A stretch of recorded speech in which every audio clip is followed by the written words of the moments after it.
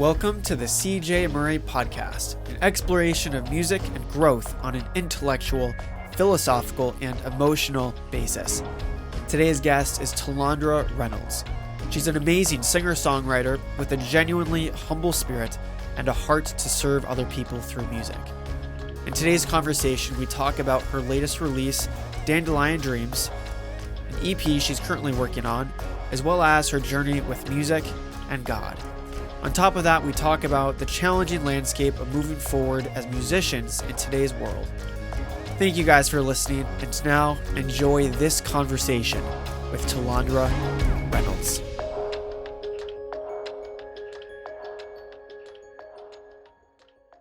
You came out with a song, Dandelion Dreams. Mm-hmm. Yeah. So that was what, 8 months ago now? 9 months I ago? think it dropped in January. So About a year. yeah, about a year. Being at your first release, walk me through the heart behind it, process. What does your memory tell you? Well, my memory tells me that people might be disappointed to hear the story because it wasn't anything super magical. I wrote Dandelion Dreams several years ago, and it was one of those just the tune and the words came to me at the same time on the ukulele. And so I played it all, I wrote it all out, and I performed it probably first in like nursing homes and things. When we'd go on our Christian service, I would play it, and I think they like hearing something calm like a ukulele because it's very approachable, very down to earth instrument, Yeah. and you don't have to be super skilled to play it. So I started off playing there, and then when it came time for me to visit a friend of mine, he's got his own studio in his house. He said, "Well, why don't we try to just do a take and see what happens?" I'm like, "Okay." Yeah. So we recorded it. I had my ukulele with me, and we recorded that. We recorded the vocals, and then he added in a little bit of the percussion that you hear, so like the shakers and Yeah. that Yeah. type of effect. And it was a neat process to go through because I can't remember the last time I had been in a studio. It's probably when I was at PCC was the last time I was in a studio and got to see them working on things. But in that one, they were pretty much done. So I got to watch him start from the ground and work his way up. And it Right. was really cool Because being on all that. they did your song, He will never let you go. You Will Never Let You Go. Right. So then walk me through the lyrics. Like, what's the core, if you had to summarize it? So if I had to summarize it, I would say it's all about those dreams that seem small or the dreams that seem like they'll never really be realized. Because when you make a wish and blow the seeds on a dandelion, it's just kind of like, oh, let me make a wish and do this real quick. You don't really write it down. You don't have a plan. You don't set it as a goal or anything. Yeah. And I think that was my intention with that because we have so many unwritten expectations for our life. We never actually make them into goals, but we kind of do hope that some of them come true and others of them we just forget about. So the song was mainly based on what do I do when my expectations aren't realized? Mm. We remember that the promises that Jesus makes are always faithful. He's always faithful. He's always trustworthy. And that even though the plans that we have are going to sometimes fail, and even though I think in the song it says our steps may falter, Mm. his plans are not going to fail. Whatever he wants to happen will happen. So it was basically written as a reminder. Most of my songs are like that, honestly, CJ. They're just reminders of things that I've heard all my life and I'm afraid I'm going to forget. So they keep replaying in my mind and eventually they come out in some shape or form in a song. Mm. So interesting. You know, the thought that comes to my mind when you say that, that was so much of why so many of the Psalms were written was don't forget this, remember this, I remember this, I remember this. That's awesome. And we're blessed by the Psalms. And, you know, that's what's beautiful about music is you put that into a song and then it's not just a reminder to you, it's a reminder to other people too. Definitely. Yeah. You mentioned not too long ago that you're working on an EP. Do you want to talk to me about that? Yeah, so that has been a lesson in and of itself Yeah. because I've had the songs for so many years. It feels like I say so many, probably 5 or 6 years I've been sitting on these songs, Yeah. performing them. So it's not like nobody's heard them before, Yeah. performing a lot of them, but they have never been recorded. And so my thought was, hey, let me just bulldoze through the recording sessions at my friend's studio just to get these out there because people keep asking me, are you going to make an album? Are you going to make an album? And I couldn't afford to go to an expensive studio because they're saying, oh, we can get you a good deal, like 3K for this. And that's probably a great deal. Like after what I've seen for some studios, that is a great deal. But as a small Christian school teacher is nigh impossible on my budget. So I was like, let's see what we can do for a lower price. And so he volunteered to help me out. Well, it just seemed like nothing went according to my plans. Mm. So it's almost like I'm living out the lyrics of Dandelion Dreams because I had all these things arranged. I had Yeah. everything scheduled. And I thought, okay, for these 3 days, I'm going to go and I'm going to power through 4 songs. And then I'll go home because he lives in a different state. And then I'm like, and then these other 3 days, I'll come back 2 weeks later and I'll do the last 3 songs. And then we'll be done with 7 tracks on this extended play single. And I did not take into account that I'm not a robot and my vocals are not going to be that strong after powering through four Yeah. songs in like 2 days. Yeah. So it was obvious when we played back the vocals. I'm like, I don't sound like my heart's in this. Some of these don't even sound on pitch. I'm like, I don't. And he goes, maybe you're just tired. You should not do this all together like this. I'm like, but I want to get it done before school starts. Well, it still isn't out. So I think this is one of those things. I'm impatient and I Mm. want things to be done quickly. But Yeah. because of unforeseen events, I really believe God's trying to teach me to wait and do things for the right reasons. Because I didn't used to think intentions Mm. mattered as much as just getting the job done. Mm. But the Bible says that we're supposed to worship God in spirit and in truth. So our attitudes and our intentions do have a lot to do with how we worship Him. And that's what these songs are. They're meant to Mm. worship Him.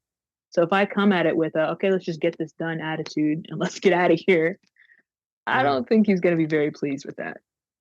Mm. But just honestly, that's how it's going. Just given the, just given the truth. What's beautiful about that though is you're getting something spiritual out of it. And ultimately, our walk with God is what matters in the long run. I mean, just in total, of course. I'm still processing everything you said in the back of my mind. So I'm kind of mulling it over. I suppose maybe a continuation of that. A few days ago, I had to take a step back on a lot of my projects that I was stressing about and ask myself, like, how am I doing with God? If I'm trying really hard to get all this done, but I'm missing out on intimacy with God, is it worth it? And, I had this whole list of stuff to do. And I took a step back and said, I'm just going to give a huge chunk of time to God. And a verse that stuck out, I believe, is Psalm 27:11, which says, teach me thy will, O Lord, lead me in a plain path. And something about enemies, but that Psalms, right? But Yeah. that phrase, lead me in a plain path, where I think you kind of alluded to this, but we psych ourselves out about the big plan and the long run and our goals, our dreams. And I loved that phrase, show me a plain path. Like, show me today, show Mm. me this evening. Because sometimes or oftentimes writing music isn't on the agenda for this evening. And Nope. sometimes we could probably fix that, but other times it genuinely just isn't God's will. Off of intentions, because I think that's a great segue. You Mhm. mentioned intentions matter, and I thought that was very reminiscent of when you talked to me about your journey starting out in music. And do you want to go back in time and kind of, Yeah, down memory because I lane. still remember we were outside the Performing Arts Center. I think we talked for like an hour and a half. I remember this. Yeah, Yes. yeah. Yeah, I do And remember we that. didn't really know each other when that happened either, Mm-mm. because we were both in the talent show. I'll put it on record. You got first place and I got second. Yeah, boy. Although, just between us, yours was probably more impressive. But Salandra, music is about the feeling and the emotion, Mhm. and you apparently sold that more effectively. Yeah, with I my love that. parody about college life. Oh my word. Okay, so we're at the Performing Arts Center, and you were walking me through really your walk with God and your journey getting into music. So do you want to talk that through again? Yeah. So, as far as music goes, I am probably the most homespun musician that I know because almost everything I do is based on feeling and what I can hear and what sounds right or feels right to me. But when it comes to songwriting, it's interesting to me because I never thought of it that way. It was it was never like, okay, I'm going to write this song and then I'm going to perform it and see what people think about it. Every time I got a song, it was more like, okay, this is a message and it was given to me. All of it was given to me. I didn't have to work for it. And my only job is to deliver this message clearly and with the proper expression so that people get it. And it doesn't matter what they think about it afterwards. If I delivered the message, I did my part. I did my bit. And so with the songs that I get, sometimes the lyrics don't even have anything to do with anything that I've experienced personally, which Mm, I didn't think was strange until I got into college because I started writing songs when I was in high school and they would let me perform them in front of our student body sometimes. mm, And it was small school, but it was a big deal to me because even starting at age 14, 15 years old, I was doing what I believed I was supposed to do. So it was mm. important for me that I got to deliver the message, even Yeah. if it was homespun. That's the word that comes to mind. So that's the word I'm gonna stick with. Mm, So when I got into college, I realized I started paying more attention to the lyrics that I was writing or that I was given because I mm, didn't put too much thought into it, if I'm being honest. It's just everything came at one time, so I just wrote them down and stuck with it. I never changed or altered any of the lyrics of the songs until I wrote He Will Never Let You Go. That one I mm, changed the lyrics because my perspective on the song changed, but that's a mm. different story. So, Do you mind if I ask how your perspective on that song changed? well, when I first wrote He Will Never Let You Go, the thought came, and this is one of the few songs that I actually sat down and wrote because I had a thought. But the first thought I had was, man, if I could physically hug Jesus, like if I could be with him in person, I wouldn't ever let go of him. So the first time I wrote the song, the lyrics read, if I took hold of Jesus, I would never let him go. And then after I finished writing the entire song with those lyrics, I was singing through it and I realized even if I wanted to hold on, I'm physically incapable of holding on to him all the time. I'm going to get distracted. Something's going to happen where I'm not going to be strong enough. And eventually I'm going to lose my grip. Mm, And that's when I realized the beauty of the relationship we have with Christ is not that we will never let him go, but that he promises never to let us go. mm, So then I changed all the lyrics to say that once you take hold of Jesus, because we make the decision, he doesn't barge into our lives and take hold of us. Once you take hold of Jesus, he will never let you go. And that's when all the lyrics changed. And that's what I stuck with. And that's the one that's been produced by mm. PCC. So that was the only time I had rewritten lyrics to a song. Huh. And I think it was appropriate to do so in that case. Yeah. And I don't know if Davita's reached out to you every time it happens, but I feel like at least once every 1 to 2 years, someone performs that song. I gave them permission to use it. And Yeah. sometimes they'll still like message me if they're going to use it in a conference or Oh something. yeah. They're like, hey, can we use your song? Because we want you to know that it is still yours. And I'm like, okay, yeah, you can use it. So, And then I'm gonna make a like EDM remix of it. And s- and suddenly the whole bubble kind of wobbles a little bit like, huh? oh, it's so. Anytime anybody Oh. asks me for the lyrics or the sheet music or if they can sing it. Anytime they ask for permission, I always tell them, yeah, I have no problem with you using it. I would like it though if you would send me a video or an audio recording of your rendition of it because I like to hear people's different interpretations of the Yeah. same song. Yeah. I think that's so cool. So going back to your journey, so you recorded that at PCC, Mhm. right? And what's next? So after that, I kind of had a stopping point where I just wasn't writing any more songs. Mm, And when I was talking to my more artistic friends, I'm like, man, my muse is gone. Like, I'm not inspired anymore. I don't know what I did wrong. Like, and I don't know if I had this conversation with you or somebody else, but I remember when I was talking with somebody, I remembered a prayer that I had prayed a long time ago when I first started writing music. And it went something like, God, if I ever start to write or sing things that don't please you, take my gift away from me so that I don't produce songs that don't honor you. It was something like that, something along those lines. And I just remember having this panic moment, like, like Samson when all his hair is cut off. I'm like, I just lost my gift because I must have done something wrong. And I don't think that was it. I think it was God was trying to wake me up because at that time when I had my dry spell with writing things, I didn't have a consistent walk with him. It was very touch and go. It was very like, I'm here today because I need help, but I'm okay this day, so I'm not going to come and ask for help. mm, And that's not the way it's supposed to be. mm, So, along that, during that time, if I'm remembering correctly, it was that I was having trouble praying.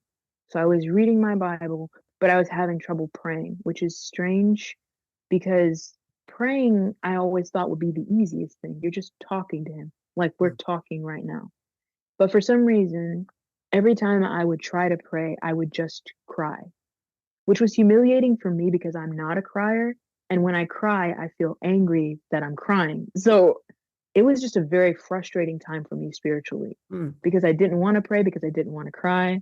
mm, And I knew if I did pray, I was going to.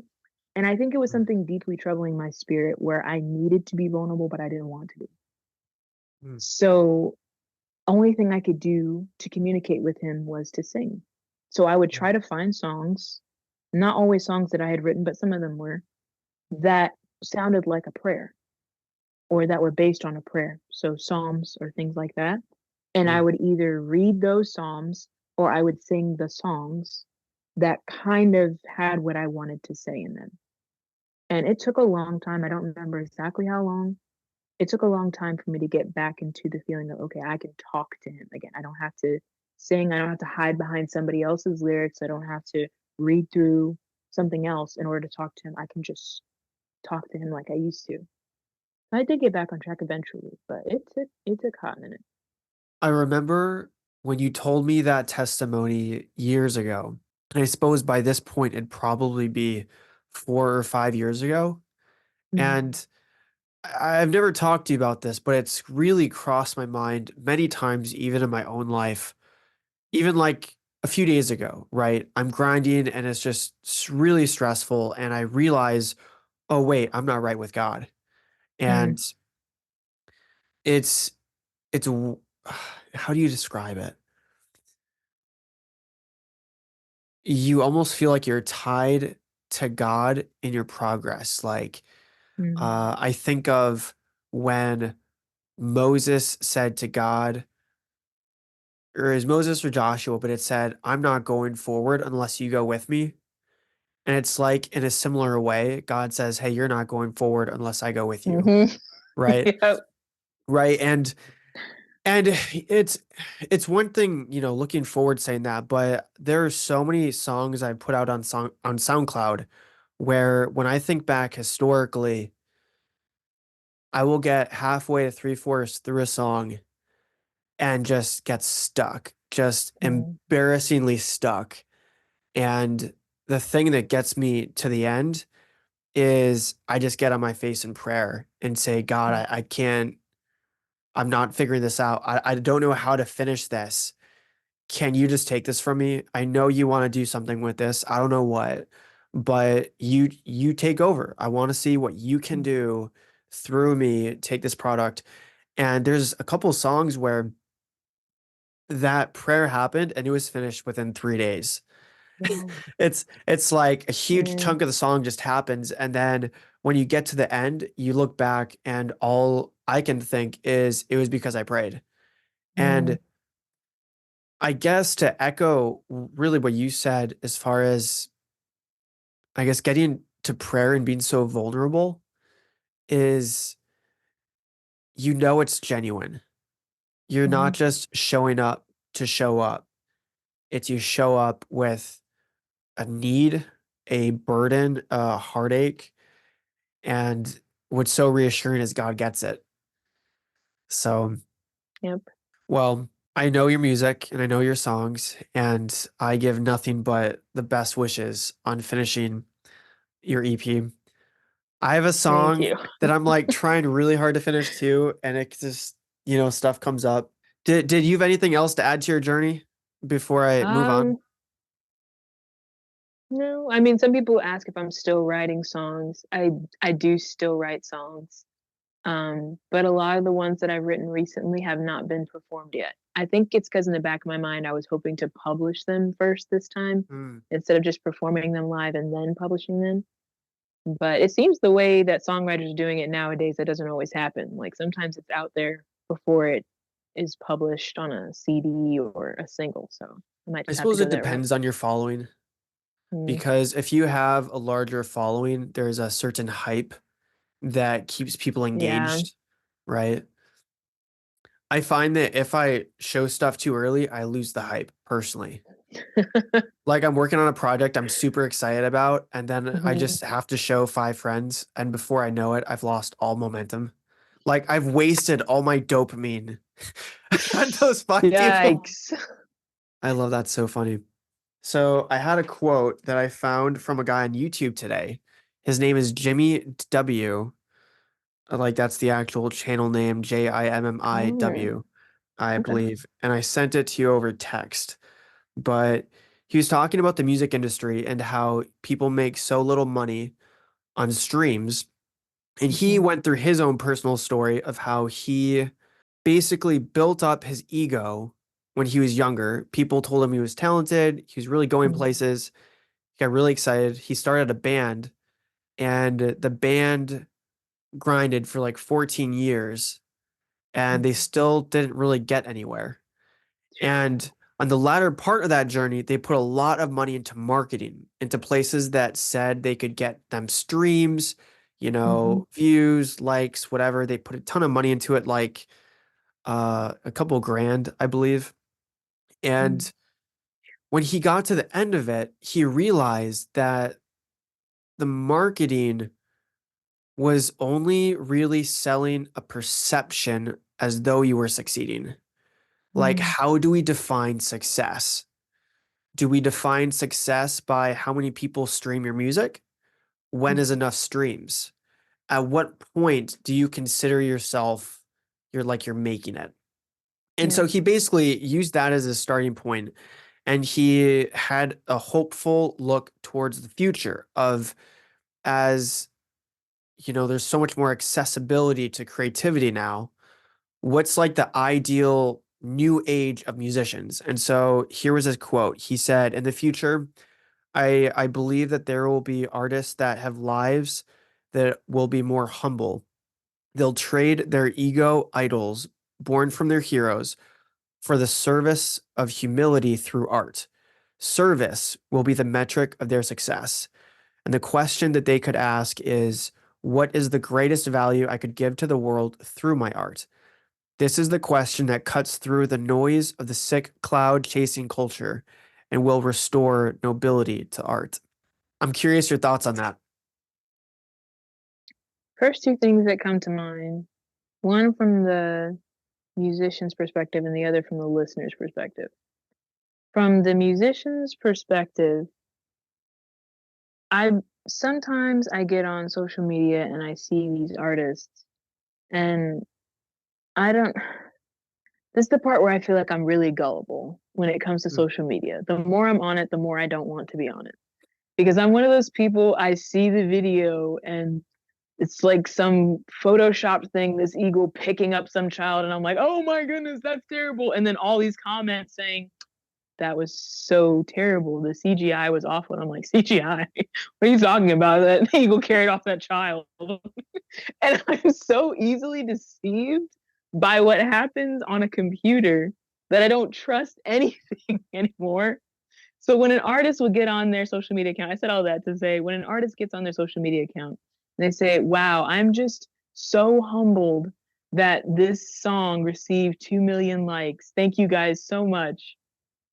My first thought now is, are you really thankful? Or is this a way to replay that same song so that you get more likes and more streams? I don't even know if I should like this anymore. I think I should just stop Oh, following you. Like, I'm just so jaded. yeah. Yeah. But I do think that for people who truly want their song to deliver a certain help to whoever listens, then yes, for them it will become more about service and they will be more humble.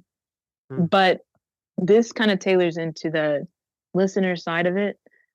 There are so many people that I know when they listen to music, they just want a bop. They just want a good beat. And I Yeah. didn't realize that so many of my friends were like this because when I listen to a song, if I don't understand what the artist is saying, I turn off that song because I'm all about lyrics. I didn't realize I was like this, but I am. So when I listen to a song, I want to hear a story. I want to hear something that's true, or I want you to say something that describes exactly what I've been through or am going through, or what I can picture myself going through personally. I want to be able to understand what's happening in the song. So for me, that means I can listen to someone's poor quality song on YouTube that they just recorded in their bedroom and still be like, this is one of my favorite songs and have it on repeat. Whereas some of my other friends who just want a good bop, they're like, oh, the quality on this is terrible. I'm like, but the words are so good. Oh, my And they're like, yeah, word. who cares about the words? Like, I don't even know what she said. That's so funny. So from the listener's perspective, it might not matter to them how humble a person is. If they don't deliver a good bop, then they're not going to make their money. Like, just, and I don't know how many people out there listen like that. Apparently it's Yeah. pretty common, but yeah, those are my thoughts on that. I would hope that in the future, people tend to be more humble. From what I understand and what I've seen of people, and like I said, I'm a little jaded, but when I hear interviews from musical artists, even those who have really made it, like they're really out there and not even necessarily Christian artists, like who's that? Who's the redhead? Ed Sheeran. Yeah. Whenever I Yeah. hear people interview him, he seems like a very down to earth person. Mm. He seems like he's just trying to hit people where they're at and like, hey, if this lines up with how you feel, then that's great. If not, it's meant for Mm. somebody else. That's how he strikes me, his vibe. And I thought that was pretty remarkable, especially for Mm. someone who is a secular artist. I just think it's kind of unusual, especially for a guy. Like, no offense to guys, but guys tend to be a little more driven by ego and they like that feeling of being pumped up. Girls love to get attention, but they tend to second guess themselves more and they tend to be more open or transparent about how insecure they are. Mm. Or maybe that's just my perspective because I'm a girl. It's like I can tell. With guys, I can't tell. They just all seem like, hey, we know what we're doing. And really, it's just like they're all faking it till they make it. And I'm like, oh, so you didn't have any of that planned? None of it? Oh, well, good job. Oh, Well done. man. Man. So, yeah. So, what are your thoughts? What do you think about the quote? I think how good is your day job? Like, Yeah. I mean, seriously, like if Yeah. you hate your day job and all you can do is dream about music, it's going to be really difficult to make music purely to serve people and Mm-hmm. because you love it. I mean, what do you do when you really need a big break and it never comes? How do you view the lyrics that you write? Like, what if you are true to yourself and no one cares? It just is. And so, as far as the guy that the quote came from, because I wrote down the quote, I shared the quote with you earlier, so you could have a heads up. And I listened to more of what he had to say. And And I began to realize he had this worldview that was coming from a place of art will heal the world, and this is the Mm, lens I think it's going to come through. And mhm, I disagree with that. Art's not going to do that. The world, long story short, the world does not get healed in the end. mhm, Um, However, though, I do believe that with so many tools at people's access, I think that we've gone from such an industrialized corporate music industry, entertainment industry, with now so many tools to the individual that sometimes we're taking individual power and trying to fit the corporate framework mm, when really the corporate framework is set up in a way that's not going to really give you fulfillment. Like you can still make your own pathway and be fulfilled and still have, I suppose, a chance at a big following or even medium following or fall following, small following. But ultimately, when you have so many tools, you can have confidence that I can express what needs to be expressed the way it should be expressed. And if you have the right heart, you're going to succeed.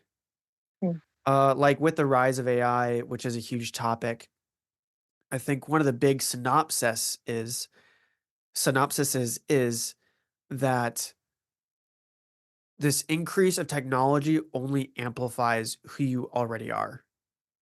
mm, And I think we can agree that in today's society, the society really does value solid virtues to the point where some of the people on the top of the top of the top genuinely are humble people. Because by the time you get there, you have to be that way.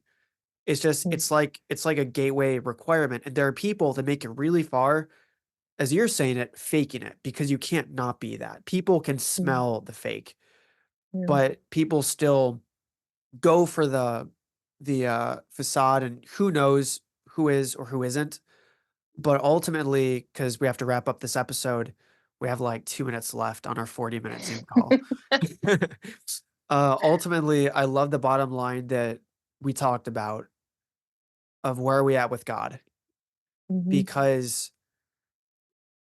it's a beautiful thing to be restrained by God, because God's not going to let you get far unless you are genuinely right there with him.